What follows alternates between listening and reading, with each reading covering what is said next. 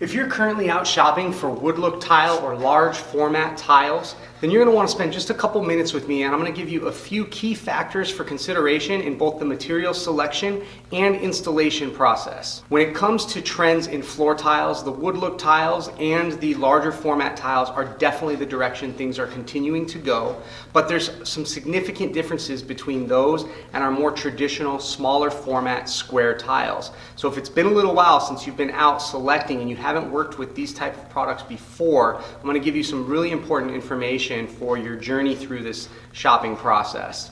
My name's Robert and I'm here to help with all your remodeling needs. And before we jump into today's video, I just have to take a moment and give a huge thanks to all of you that have watched my past videos and have liked, commented, subscribed, or shared those.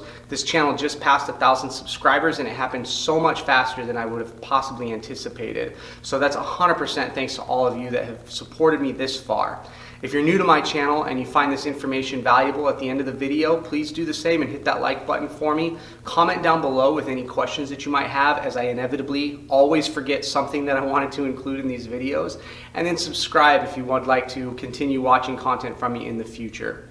And let's jump right into it. So as you're looking at the myriad of options when it comes to these wood look tiles and large format tiles, is to remember first of all that whether you're talking about ceramic or porcelain, we're talking about clay that's fired in a kiln, and it's a manufacturing process. And no manufacturing process is 100% perfect. There's always going to be some inconsistencies and imperfections. Now, as we move from lower end products to higher end products, we expect to see less of those inconsistencies and imperfections, but they're going to be there. What are some of the things to look for? Things like making sure that your tile is actually square. What I mean by that is if we have an 8 by 48 inch tile, does the one end of it measure the same as the other end? Because in some cases, I've seen products where it's supposed to be 8 inches and one end is right at 8 and the other is 8 1/16 of an inch. So it's actually not perfectly square, and that has to somehow then be accounted for on the installation portion of the project.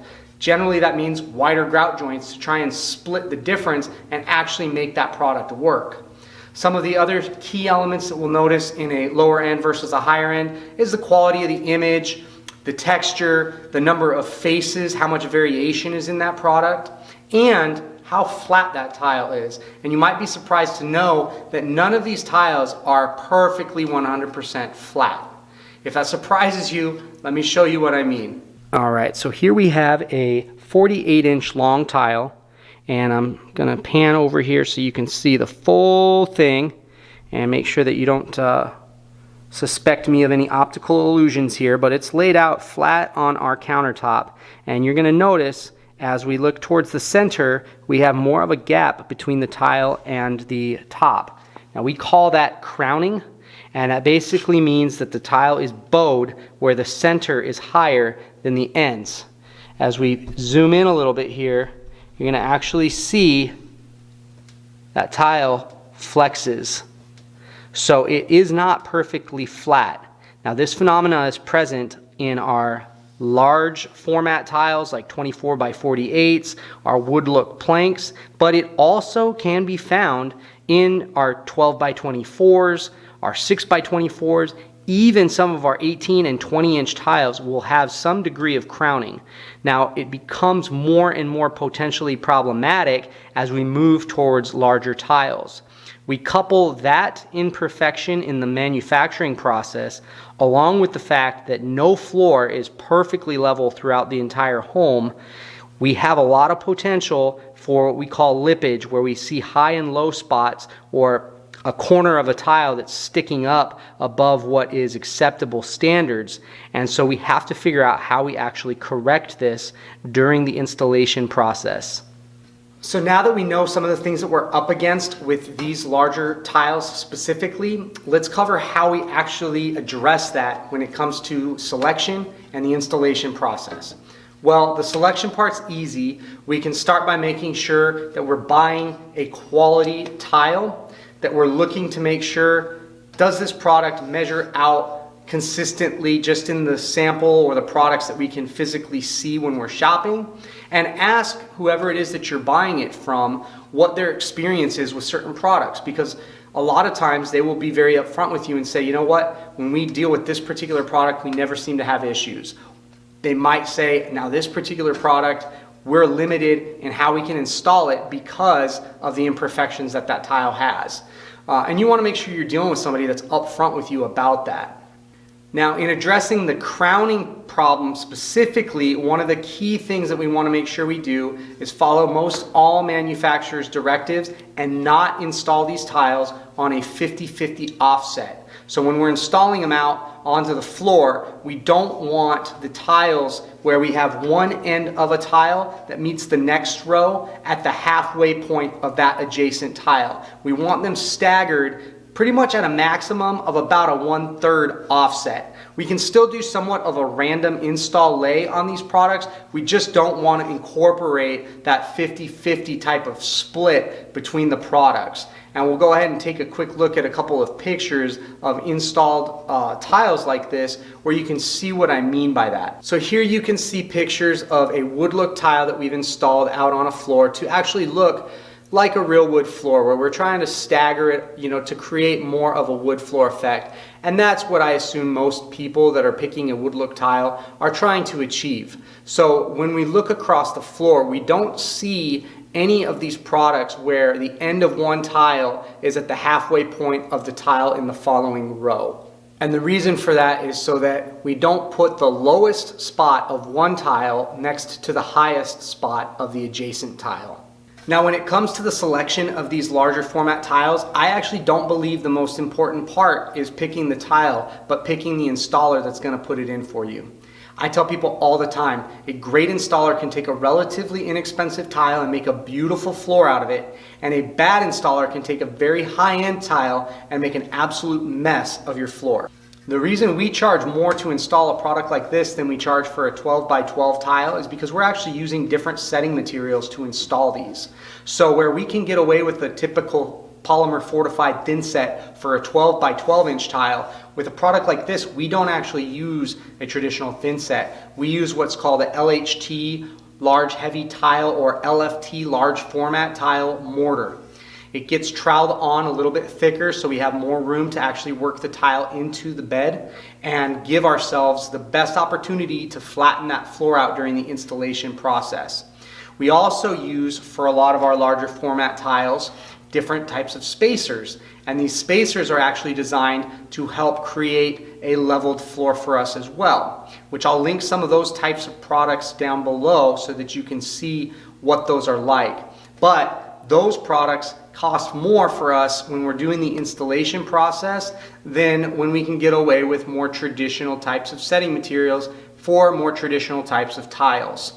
But if we don't spend the additional money on that, we were more likely to be disappointed with the results. And don't let an installer tell you that they've been installing tile for decades and they don't need any of those things because they know what they're doing. They may have been installing tile for decades, but a lot of these products have not been out that long, and the manufacturers themselves are the ones telling us this is what needs to be used to get the desired results. So our best possible thing to do is follow those directives.